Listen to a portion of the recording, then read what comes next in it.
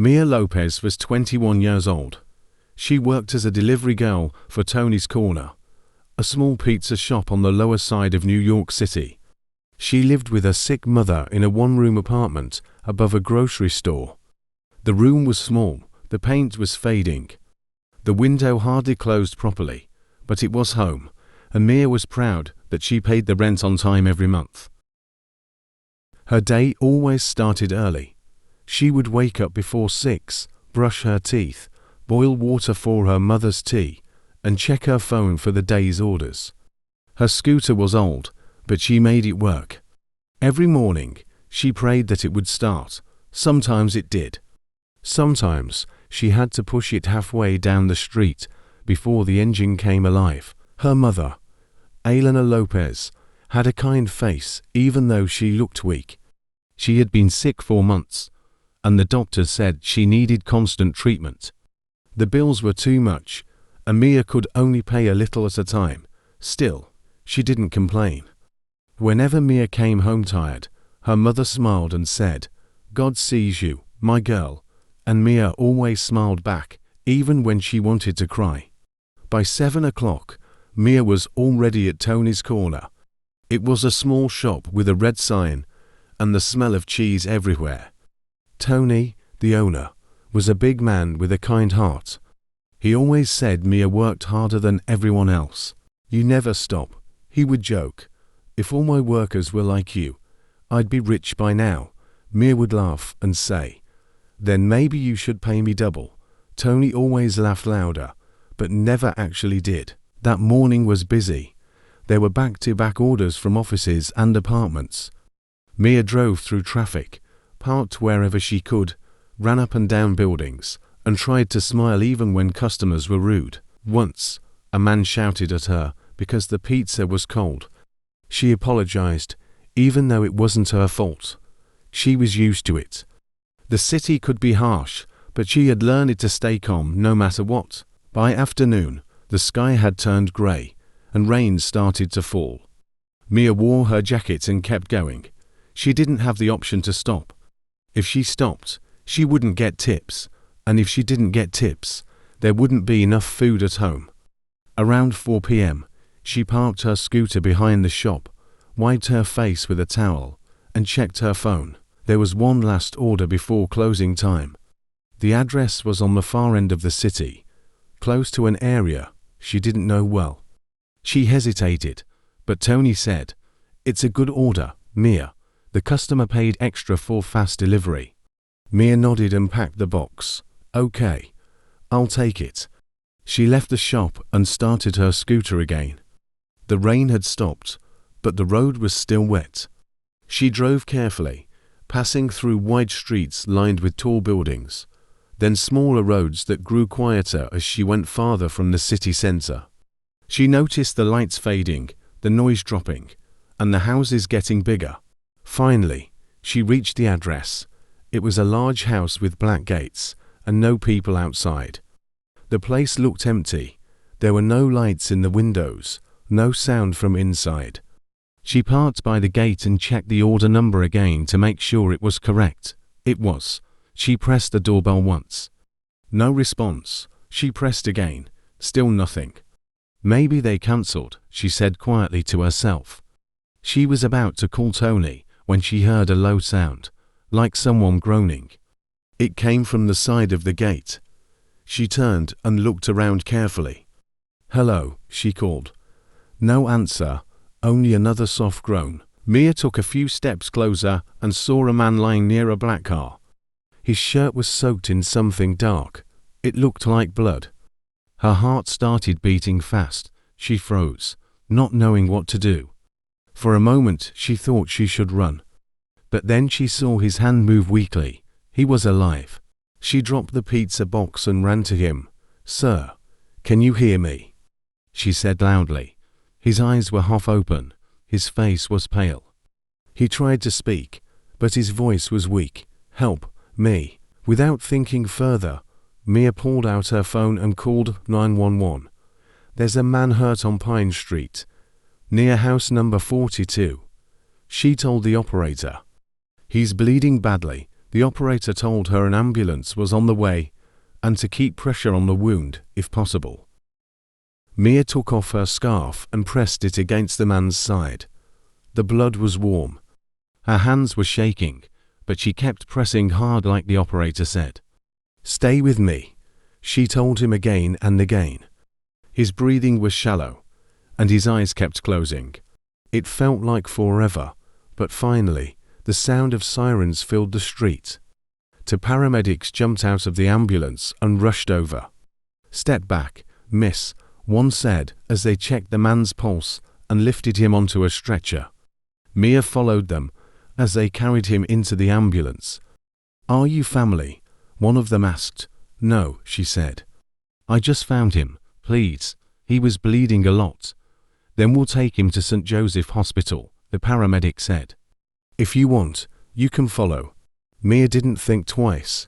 She left her scooter by the gate and got into the ambulance. The ride was fast. The man's condition was getting worse.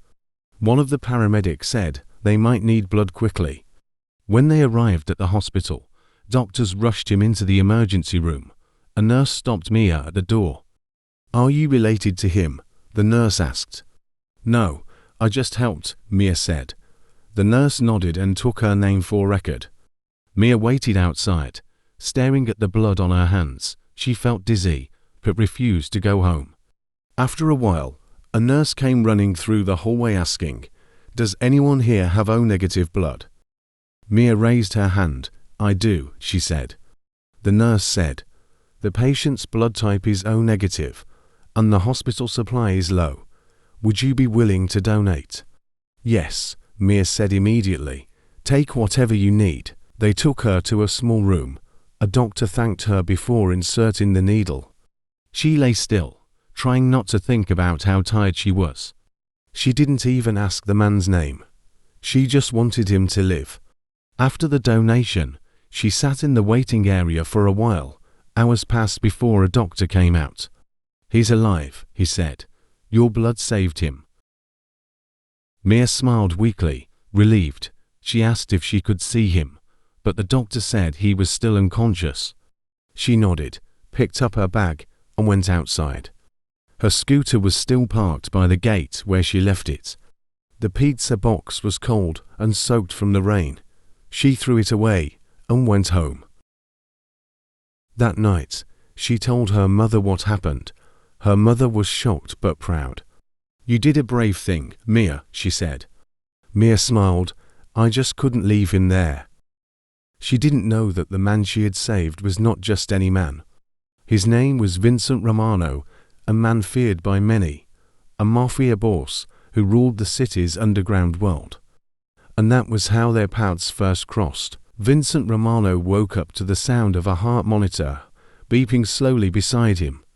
His vision was blurry at first, and his head felt heavy. When he tried to move, a sharp pain spread through his side, forcing him to groan. The nurse by his bed quickly noticed. "Please, sir, don't move too much," she said. Checking the tubes and the drip beside him, Vincent's throat felt dry. "Where am I?" he asked weakly. "You're in St. Joseph Hospital," the nurse replied. "You were brought in last night. You had lost a lot of blood." Vincent blinked slowly, trying to remember what had happened. The last thing he recalled was driving down a dark road, seeing headlights from another car, and then hearing gunshots. After that, everything had gone black. "Who brought me here?" he asked, looking confused. The nurse smiled faintly. "A young woman found you on the street. She called the ambulance and came with you. She even donated blood for you. You were lucky she did." Vincent's expression changed. "A woman," he repeated slowly. The nurse nodded. "Yes, her name's Mia Lopez." The name meant nothing to him, but the fact that a stranger had risked her own health for him was something he couldn't ignore. In his world, people only helped when there was money or fear involved. Nobody did anything for free. "Where is she?" he asked. "She left after the surgery," the nurse said. She looked tired, but said she was glad you made it. Vincent didn't reply. He just lay back and stared at the ceiling, thinking. Later that morning, 2 men in suits entered the room. They were his bodyguards Marco and Dean. Both looked worried. "Boss, you're awake," Marco said. "We thought you wouldn't make it." Vincent looked at them calmly. "Who did this?" he asked. Dean said. "We're still checking, but we think it was Rico's men." "They ambushed you when you left the meeting." Vincent nodded slowly. "Rico," he said quietly, his tone cold. "He's getting bold." Marco stepped closer. "Boss, how are you feeling?" "Alive," Vincent said simply. Then, after a pause, he added, "Find the girl who brought me here." Marco frowned. "The girl? Yes. Her name's Mia Lopez. She donated blood for me. I want to know who she is, where she lives, everything." Marco nodded quickly. "Right away, boss." When the guards left, Vincent leaned back on the pillow. He had lived through many near-death moments, but this one felt different. He had been saved by someone who didn't even know his name. He didn't understand why she did it.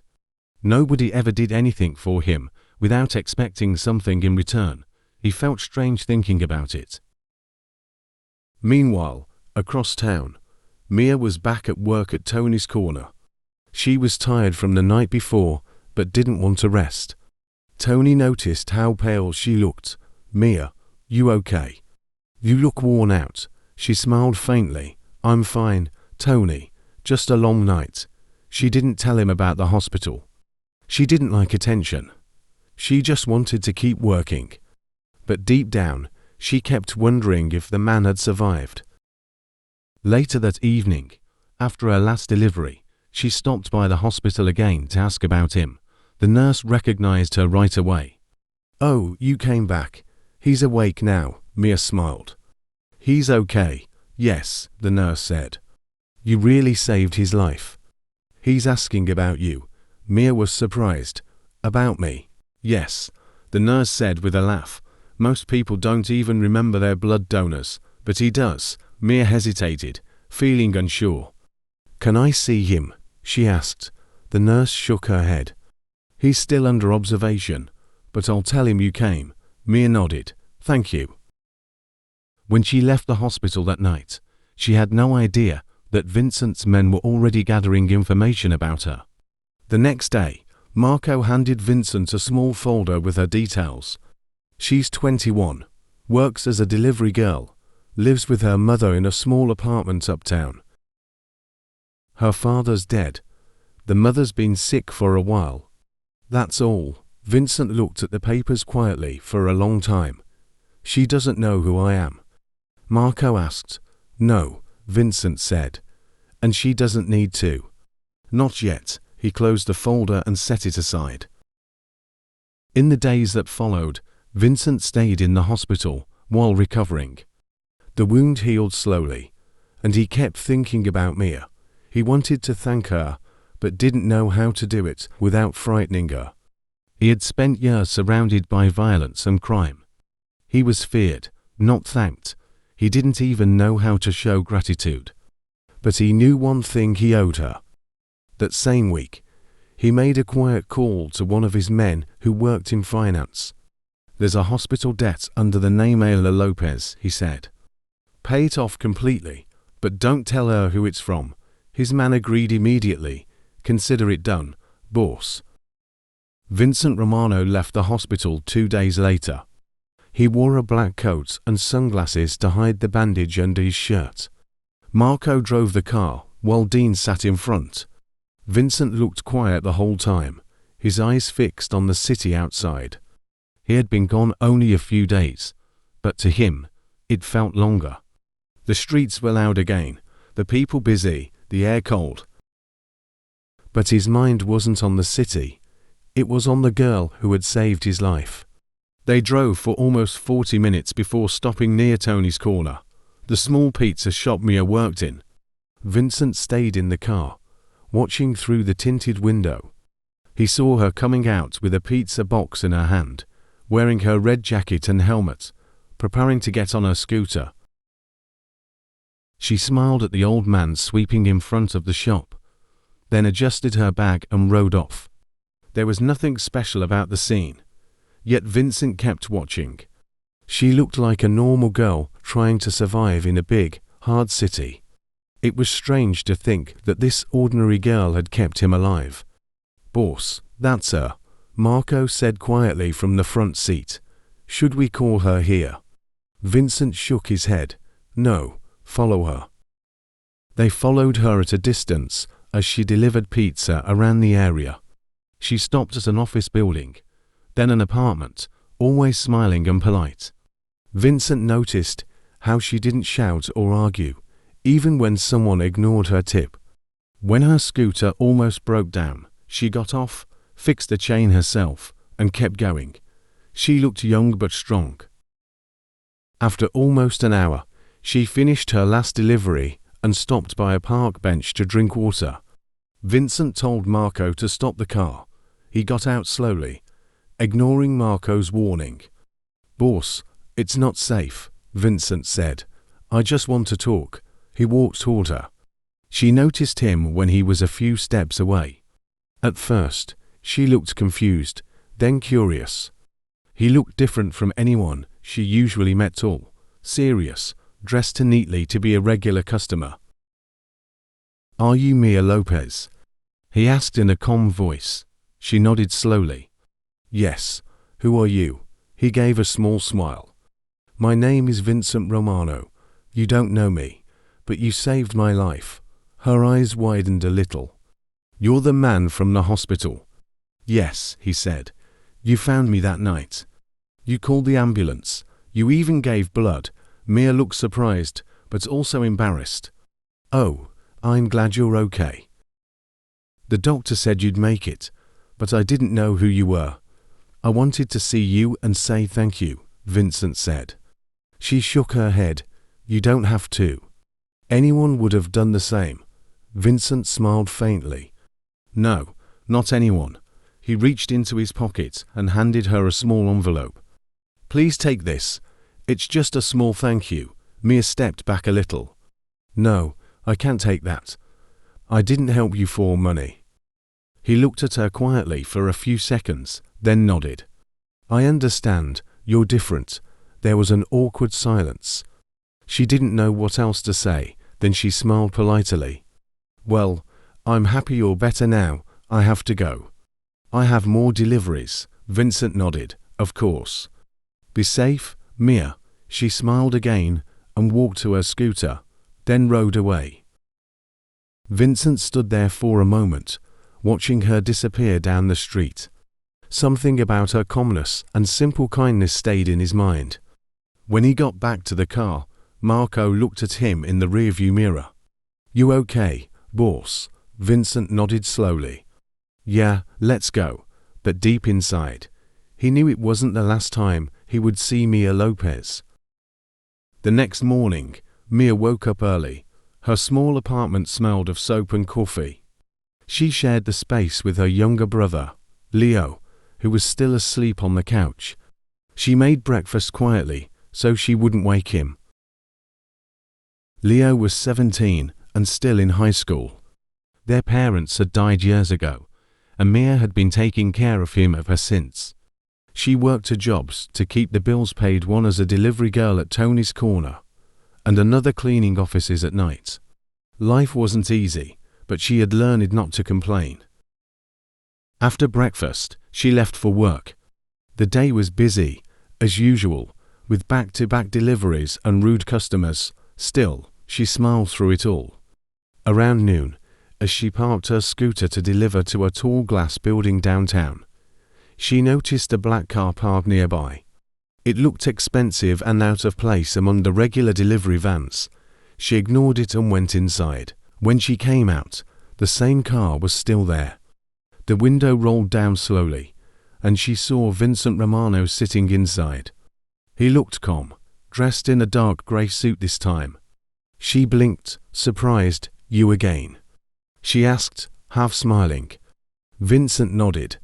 "I wanted to talk to you, just for a minute." "I'm kind of working right now," she said, holding the pizza box close. "I'll make it quick," he said. "I just wanted to thank you properly, maybe buy you lunch." Mia hesitated. She had another delivery. but the man didn't look like someone who took no for an answer.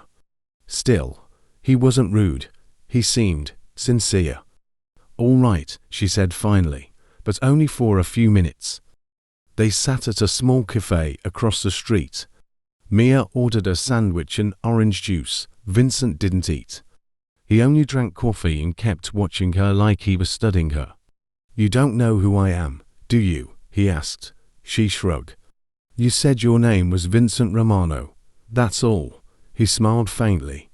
"Most people in this city know that name." Mia looked at him, confused. "Are you famous or something?"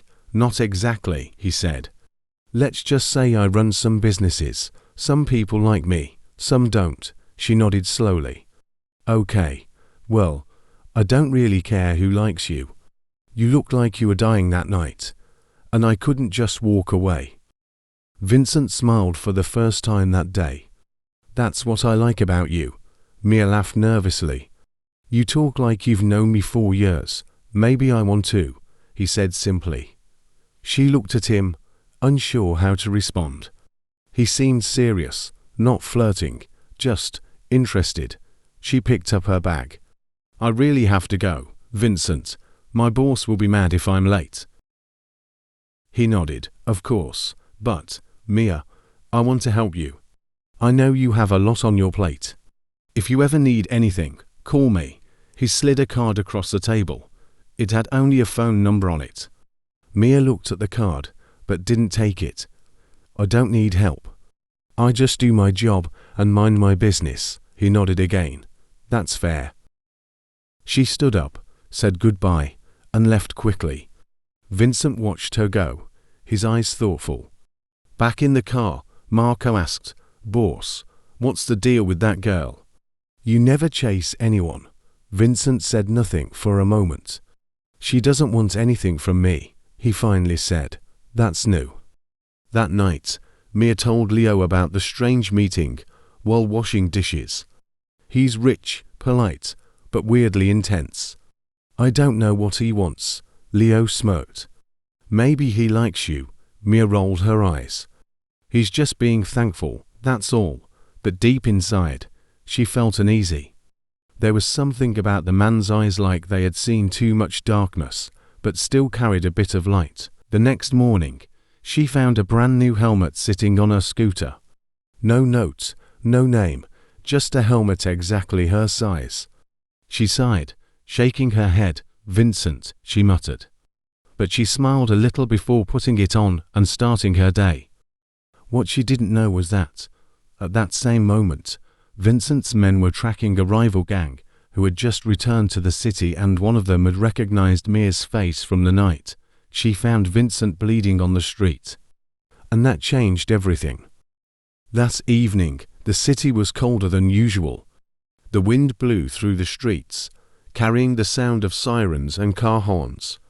Mia was just finishing her last delivery when her scooter suddenly made a loud noise and stopped moving. She tried to restart it, but it refused. She groaned softly. "Not tonight, please," she muttered. She was tired and only wanted to go home. She pushed the scooter to the side of the road and called Leo. No answer. His phone was probably dead again. As she was deciding whether to walk home, a black car pulled over near her. The window rolled down, and she saw a familiar face. "Vincent Romano, need a ride?" he asked calmly. Mia laughed a little in surprise. "You again? Are you following me, or something?" Vincent smiled lightly. "Let's just say I was in the neighborhood. Get in." "It's not safe here at night." Mia hesitated, but looked around. The street was empty and dim. Reluctantly, she got in. "Only because it's late," she said firmly. Vincent nodded. "Fair enough." Inside the car, it was quiet. She could smell expensive leather and faint cologne. Marco, the driver, gave her a polite nod. Mia looked out the window as the car moved. "You really don't have to keep helping me, you know," she said after a while. "I'm not someone important." Vincent looked at her. "You saved my life, Mia. That makes you important to me." She didn't know how to respond, so she stayed silent. When they reached her street, Vincent asked, "Do you live here?" "Yes," she said. "With my brother." He looked at the small apartment building and nodded. "It's safe." She frowned. "What do you mean safe?" "It's fine." "Why do you ask?" Vincent paused. "Nothing. Just wondering." He didn't tell her that one of his men had reported seeing suspicious people in the area, men connected to a rival gang that wanted revenge against him. When she stepped out of the car, she said, "Thanks for the ride, Vincent. Anytime," he replied quietly. That night, after she went inside, Vincent's car stayed parked for a while across the street. Marco looked at him in the rearview mirror. "Boss, you're acting like you care about this girl." Vincent kept his eyes on her apartment window. "I do," he said softly. Marco sighed. "You know what that means, right?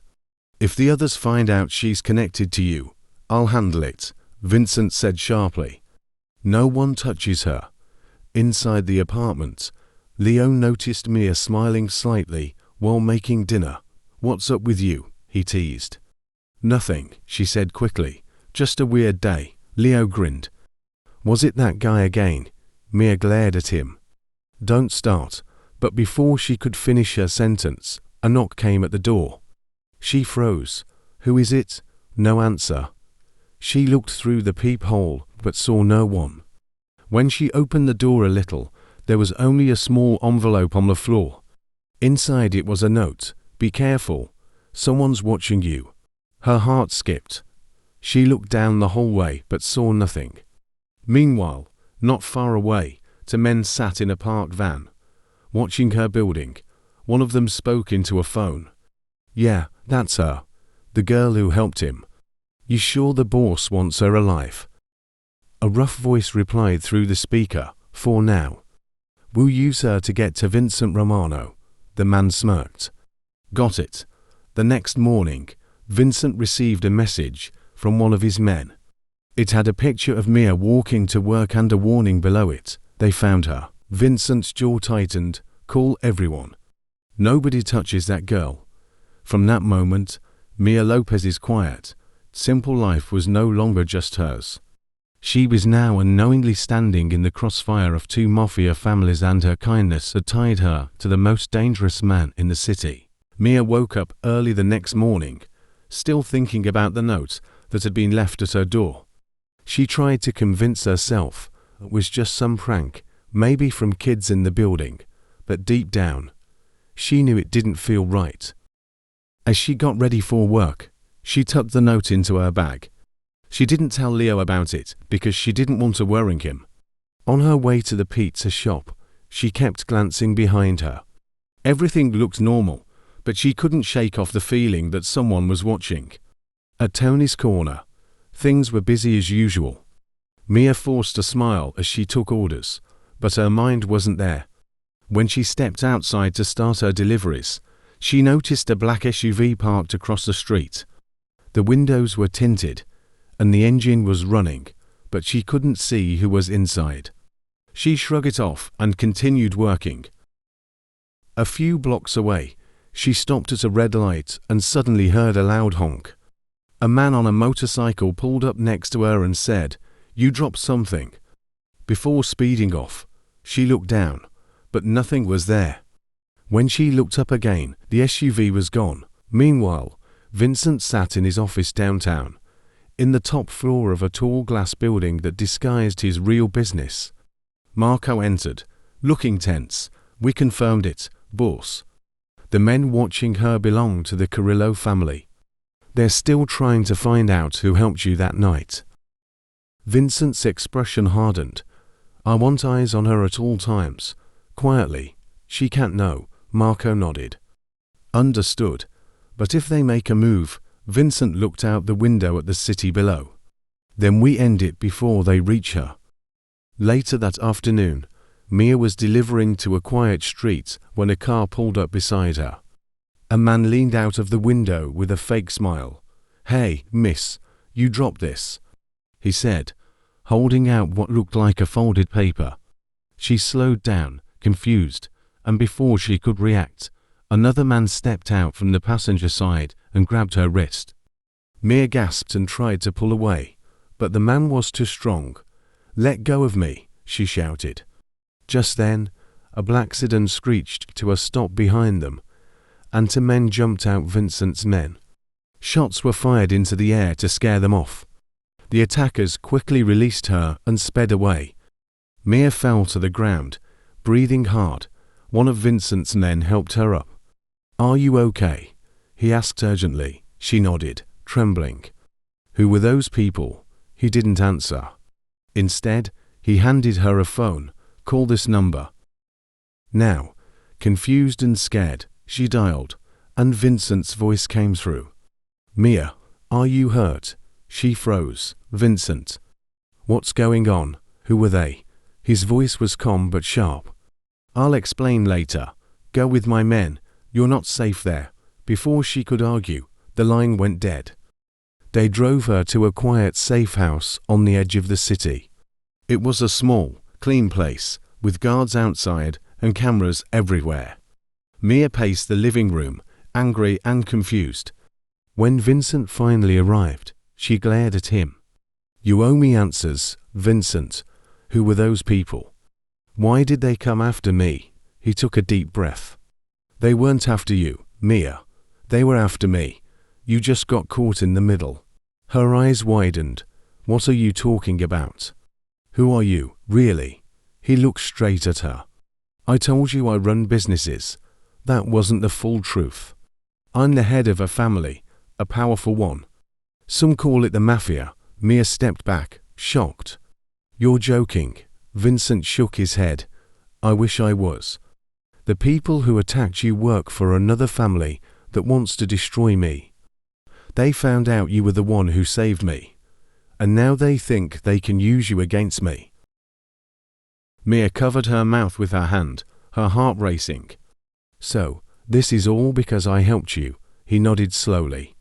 "Yes, and that's why I'll make sure nothing happens to you again." She looked at him, torn between fear and disbelief. "You should have left me out of this." Vincent looked away, his voice quiet but firm. "I tried, but now that they know your face, you're part of this whether you like it or not." Mia sat on the couch, hugging her knees as the truth sank in. She had saved a Mafia boss, and now her life was tangled in his world. The safe house was quiet, but her mind wasn't. She looked up when Vincent walked in, his face tired. "It's over," he said. "They've been handled." She frowned. "What does that mean, Vincent?" He sat down slowly.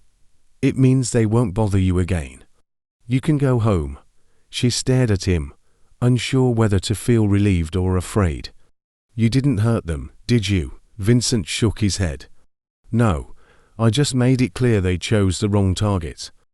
Mia exhaled, rubbing her face. "I don't want any part of this world, Vincent. I just want my normal life back." He nodded quietly. "I know. And that's exactly what I want for you." She looked at him. "Then why are you still here?" He smiled faintly. "Because I needed to see you one last time." They both went silent. The sound of the clock ticking filled the room. Mia finally asked, "So, what happens to you now?" Vincent looked out the window. "I keep doing what I've always done. But maybe differently now." She tilted her head. "Differently how?" He looked back at her. "Maybe it's time I live for something better." Mia stood and walked to the door. "Goodbye, Vincent. I hope you find that better thing." He rose to his feet, but didn't follow. "Goodbye, Mia, and thank you for saving my life, even when you didn't know who I was." She gave him one last small smile and left. Outside, the air felt lighter. She called Leo, and his voice made her laugh again. She realized she had missed normal sounds, the kind that didn't come from gunfire or whispered threats. Life wasn't perfect, but it was still hers. A few days later, Mia returned to work at Tony's Corner. Her scooter had been replaced with a brand new one, though she didn't need to ask who sent it. She sighed, smiled faintly, and went on her deliveries.